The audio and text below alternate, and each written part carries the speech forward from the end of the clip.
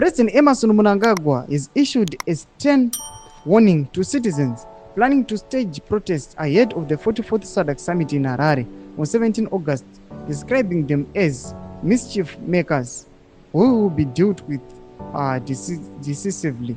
Mashoko anatokwa nemutungamiri wenyika sana bena mashoko mfull statement atokwa nemutungamiri wenyika aiwa atsara mashoko kuti vakumanaka dei nyumba tombodzikama zvenyu ina ndizvo kunyadzisiro pamberi pemavisitors angu sana bena mashoko anobuda tokwa nemutungamiri wenyika noti subscribe like or turn on the bell icon. Tipila Magomchinzi speaking after commissioning the rebuilt Holy Cross Dam in Chirumhanzu district, Midlands province on Friday 2 August. Mnangagwa vowed to crack down on those seeking to cause civil unrest and chaos through demonstrations.